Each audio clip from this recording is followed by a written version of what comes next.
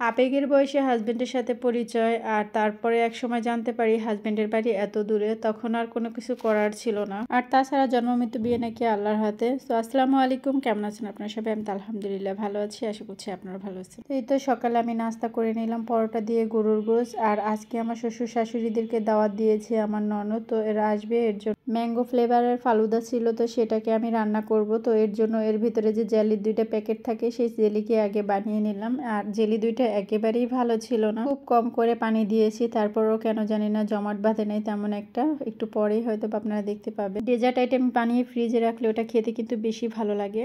এদিকে আমি গোশ নামিয়ে রেখেছি, সেই 6টা, এখন বাজে 9টা, এখনো গোশ খুলেনি। আর এদিকে হচ্ছে আমি একটা পুর তৈরি করছি নারকেল দিয়ে। নারকেল, চিনি, তেজপাতা আর এলাচ দিয়ে জাল করে পুরটা বানিয়ে নিয়েছি। আর এইখানে মাছ ভেজে নিচ্ছি, মাছটা ভুনা করব টমেটো দিয়ে। আর আমি কিন্তু পুরো ভিডিও করিনি। আর এই যে দেখুন আমার রান্নাঘরের অবস্থা। রান্না হয়ে গেলে এগুলো গুছাতে কিন্তু একটুকু সময় লাগবে না, একটু সময়তে গুছানো হয়ে যাবে। আর এই তো সেই ফালুদা রেডি মিক্স। আর এই ফালুদা রেডি মিক্সের কেন জানি না এটা জমাট বাঁধেনি, ওটা ফ্রিজে রেখে দিছি। আর এখন চলে আসছি আমি পোলাও রান্না করার জন্য। প্রথমে আমি পোলাও রান্না করার জন্য এখানে কাজু বাদাম দিয়ে দিয়েছি কিশমিশ তেলের ভিতরে, তারপর ভেজে পোলার চাল আর কাঁচামরিচ, তার ভিতরে আদা রসুন বাটা দিয়ে দিলাম, লবণ আর দারচিনি, এলাচ, তেজপাতাও কিন্তু আমি তেলের ভিতর ভেজে নিয়েছি। তারপরে এই তো সব দিয়ে একসাথে এই পানি দিয়ে দিব, গরম করে আর কি ফুটিয়ে নিয়েছি পানি। আজকে আসলে সেভাবে কোনো রেসিপি শেয়ার করলাম না। আর এই তো আমার পোলাওটা কিন্তু হয়ে গিয়েছে ঝরঝরা। আর এইদিকে আমি গোশটা যে ভুনা করেছিলাম, আজকে কিন্তু আমি আলু দিয়েছি গোশে। এই তো টমেটো দিয়ে মাছ ভুনা করেছি লাল লাল করে। আর আছে সাদা ভাত, আর এইখানে আছে পটল ভাজা। আর পটল ভাজা ছাড়া তো আমার শ্বশুরবাড়ির মানুষ কিছুই ভোজে না পোলাওয়ের সাথে। আর এই তো আছে ডিম ভুনা,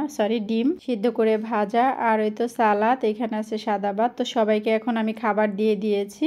সবাই কিন্তু নামাজ থেকে চলে এসেছে। তো সবাই যেহেতু আগে আমার শ্বশুরেই খায় বাসাতে, তো এখানেও হচ্ছে আব্বুকে হচ্ছে খাবারটা আমি দিয়ে দিচ্ছি। তারপরে আব্বু এখানে এখন বসে খাবে। আব্বু যেহেতু খাওয়া দাওয়া শেষ করে দোকানে চলে যায়, তো এর জন্য আব্বু আসলে মূলত আগে খায়। আর এই তো এখানে হচ্ছে আমরা পিঠা বানাবো। আমার আজকে মন চাচ্ছিল অনেক করে পিঠা বানাতে। আসলে ওই যে বলছিলাম বাবা মার বাড়ি দূরে থাকাতে এতে করে আমি কিন্তু অনেক কিছু থেকেই বঞ্চিত। আমি কিন্তু বাড়িতে থাকলে এই পিঠার কথা একবার আমার নানুকে বললেই আমাকে বানিয়ে খাওয়াতো। আর এই পিঠাটা একটা ভাবি আমাকে শীতের ভিতরে দিয়েছিল, তো তখন থেকে আমার অনেক ভালো লেগেছিল খেয়ে। তখন থেকে আমি ভাবছিলাম বানাবো বানাবো, তো আর বানানো হচ্ছিল না। এই পিঠা যদি আমি বাড়িতে থাকতাম, আমার নানুকে একবার বললে নানু যতই অসুস্থ থাক না কেন আমাকে একবার হলেও বানিয়ে খাওয়াতো। আমার নানুর একটু মেজাজ অনেক গরম, তারপরও আমার নানুকে যদি বলি যে একটা জিনিস খাবো, আমার নানু সেটা একটুকু লেট করেন। কখন যে সেই জিনিসটা বানিয়ে আমাদের খাওয়াবে, আমার নানুকে সবসময় এটা দেখেছি। আমার মা লেট করলেও আমার নানু কিন্তু একেবারেই লেট করে না। আর আমার শাশুড়ি মা আর আমার নিজের মা একই রকম, এরা হচ্ছে তাদের মায়েরটা খেতে অভ্যস্ত।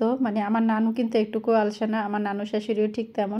এদিকে আমার মা থাকে 12 মাস অসুস্থ, আর আমার শাশুড়ি হচ্ছে 5 ওয়াক্ত নামাজ পড়ে। এর জন্য মা অনেক সময় অনেক কাজ একটু হেলাফেলা করে।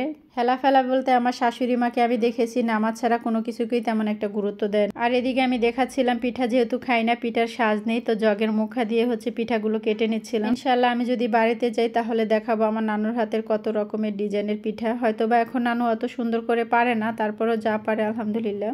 এদিকে আমি রুটি বেলে বেলে দিচ্ছিলাম, আর মা পিঠাগুলো বানাচ্ছিল। মা নিচে বসতে পারে না, মায়ের পায়ে সমস্যা আছে আমার শাশুড়ি মায়ের। নারকেলের এই পিঠাটা কিন্তু খেতে অসাধারণ লাগে, আমার কাছে তো খুবই ভালো লেগেছিল। সেই শীতের ভিতরে একটা ভাবি আমাকে দিয়েছিল, আর সেই থেকেই আমার মন চাচ্ছিল যেন আমি এই পিঠাটা বানিয়ে খাবো। তবে আমার ছেলে যে দুষ্টু, ওর জন্য আমি আর সাহস করে বানাচ্ছিলাম না এতদিন। তো আজকে যেহেতু আমার শাশুড়ি মা এসেছে আমাদের বাসাতে, এই জন্য ভাবলাম আজকে মাকে নিয়ে বানাবো। আর এখন এই তো পিঠাগুলো বানানো হয়ে গিয়েছে, আমি ডুবো তেলে পিঠাগুলো ভাজে নিচ্ছি।